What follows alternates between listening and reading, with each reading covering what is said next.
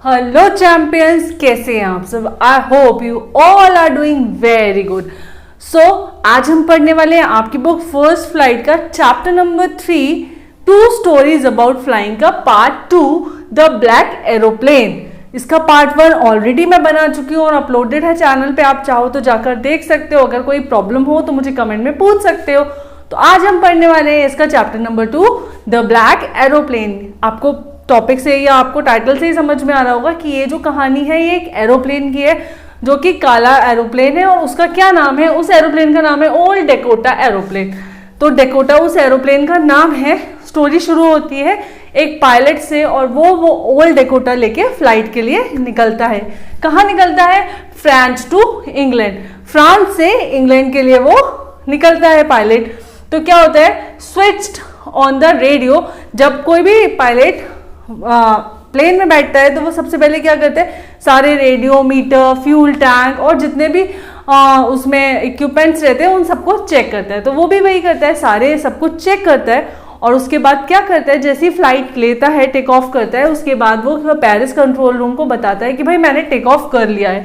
क्या? Switch on the radio. वो radio को ऑन करते हैं और क्या बोलते हैं, Paris control room Dakota DS008। यानी ये उसके पूरे एरोप्लेन का पूरा नाम है, डिकोटा DS088। तो इसमें वो रेडियो पर इन्फॉर्म करता है कि भाई मैंने टेक ऑफ कर लिया है। अब क्या होता है, इमीडिएट आंसर आता है उधर से कि अब आपको 12 डिग्री वेस्ट की तरफ जाना है। आप लोग को भी पता होगा कि नेविगेशन टीम जो होती है वो आपको बताती रहती है कि आपको किस साइड जाना है, कैसे जाना है, मौसम क्या है। जब वो टेक ऑफ कर रहा था तो जो वेदर था वो बहुत ही अच्छा था, रात हो रही थी, जो चांद था वो उसके पीछे छूट गया था। यानी वो किधर था, वेस्ट की तरफ जा रहा था और चांद उसके पीछे छूट गया था। तारों भरी रात थी, आसमान बिल्कुल साफ था और जब वो फ्लाई कर रहा था तो उसको ये लग रहा था कि वो फ्रांस के ऊपर यानी फ्रांस के ऊपर से उड़ेगा तो पूरा जो देश है, पूरी जो कंट्री साइड है वो सो चुकी होगी। लाइट से जगमगाता हुआ फ्रांस सो चुका होगा, तब वो फ्लाई करेगा। तो ऐसे ही था कि वो तब फ्लाई कर रहा था। Checked map, compass, fuel tanks, वो सारी चीजें चेक कर लेता है और फिर थॉट अबाउट इंग्लिश ब्रेकफास्ट। और जब वो बैठता है तो वो उसको जल्दी से जल्दी घर पहुंचना होता है और जैसे ही उसको लगता है कि मुझे 5-6 घंटे लगेंगे और मैं अपने घर जाकर क्या करूंगा, इंग्लिश ब्रेकफास्ट करूंगा। तो वो किसका थॉट कर रहा होता है, वो थॉट कर रहा होता है अपने इंग्लिश ब्रेकफास्ट का, कि उसको बहुत पसंद था अपना ब्रेकफास्ट, तो वो जाकर ब्रेकफास्ट करना चाह रहा था। सब कुछ बहुत अच्छा चल रहा होता है, बहुत आसान सी फ्लाइट लगती है। उसको लगता है कि क्या ही जरूरत होती है को पायलट की, मैं अकेला ही काफी हूँ, बहुत आसान सी फ्लाइट है। तो वो उसे लेके बहुत ही आराम से जा रहा होता है। लेकिन अचानक उसको क्या दिखाई देता है, उसको दिखाई देते हैं बहुत ही बड़े बड़े ह्यूज क्लाउड्स दिखाई देते हैं, स्ट्रॉमी क्लाउड्स दिखाई देते हैं, तूफानी बादल दिखाई देते हैं। और वो सोचता है कि चलो अब मैं वापस भी जा सकता हूँ। तो वो वापस देखता है तो वो 150 किलोमीटर पीछे पेरिस को छोड़ आया था, मतलब वो 150 किलोमीटर आगे निकल आया था और उसके पास उतना फ्यूल भी नहीं होता कि वो वापस जा सके। तो अब वो बहुत ही ज्यादा परेशान हो जाता है कि भाई वो क्या करे। इनसाइड द क्लाउड्स एवरीथिंग वो सडनली ब्लैक। तो उसको लगता है कि अब क्लाउड्स के साथ, जैसे क्लाउड उसके पास आते हैं उसको लगता है सब कुछ काला काला हो गया है, उसको कुछ भी समझ नहीं आ रहा होता। तो वो क्या करता है, वो ये सोचता है कि जब मेरे पास फ्यूल नहीं है, कुछ नहीं है और उसको अपने घर पहुंचना होता है। वो चाहता है कि वो वापस चला जाए लेकिन उसको जल्दी से जल्दी अपने घर पहुंचना होता है और उसको वो इंग्लिश ब्रेकफास्ट करना होता है। तो वो सोचता है कि मैं इन बादलों के ऊपर से उड़ा लेता हूँ। तो वो जैसे ही सोचता है तो उसको लगता है नहीं बहुत ऊंचे है, मैं उड़ा नहीं पाऊंगा। वो सोचता है नीचे से निकाल लूँ, तो वो भी नहीं होता। तो वो ये सोच के उसमें क्या करता है, वो उन काले बादलों के अंदर घुस जाता है और जैसे ही वो उन बादलों के अंदर प्लेन को एंटर करता है उसको सब कुछ ब्लैक ही ब्लैक, बहुत ज्यादा ब्लैक दिखाई देने लगता है। तो the aeroplane was jumped and twisted in the air. जैसे ही वो तूफान के अंदर घुसता है तो उसको सब जो बादल होते हैं, बादलों में एरोप्लेन बहुत ज्यादा जंप करने लगता है, ट्विस्ट करने लगता है, बहुत ज्यादा, मतलब बहुत बुरी हालत हो जाती है उस पायलट की। Compass, radio and all equipments are dead.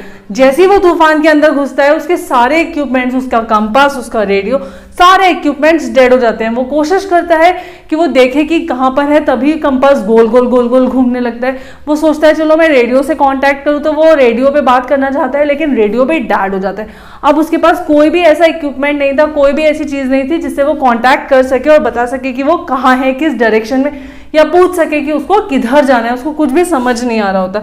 He could not see anything, he was lost in the storm. अब उसको कुछ भी दिखाई नहीं दे रहा होता है उस तूफान में, और वो ये मान लेता है कि वो इस तूफान में खो गया है। परेशान हो जाता है कि उसको कहाँ जाना है, कोई रास्ता उसको दिखाई नहीं देता, और वो ये मान लेता है कि जब उसको कुछ नहीं दिख रहा होता इतने तूफान में, इतने घने तूफान में, तो वह मान लेता है कि वो रास्ता खो गया है। Suddenly in storm he saw another aeroplane. अभी अचानक से उसको एक और एरोप्लेन उस तूफान में दिखाई देता है। तो no lights on its wings, और वो देखता है कि जो एरोप्लेन है इसमें कोई लाइट नहीं है, उसके जो पंखों पर लाइट होनी चाहिए वो कुछ नहीं है। और वो इस तूफान में, पायलट सोचता है वो इस तूफान में आखिर कर क्या रहा है, वो एक और कहाँ से आया। लेकिन उस एरोप्लेन को देखकर उसको थोड़ी हिम्मत आ जाती है, उसको ये लगता है कि भाई मैं अकेला नहीं हूँ, ये भी एक और है। तभी वो देखता है कि जो उस एरोप्लेन का पायलट होता है वो उसी की तरफ देख रहा होता है, और उसकी तरफ देखकर वेव करता है अपने हैंड को। Another pilot waved his hand, वो उसको हाथ हिलाता है उसको, और अपने पीछे आने का इशारा करता है उसको। तो अब उसको लगता है कि शायद भाई ये थोड़ा ट्रेन पायलट होगा या पुराना होगा, इसको आदत पता होगा यहाँ का रास्ता।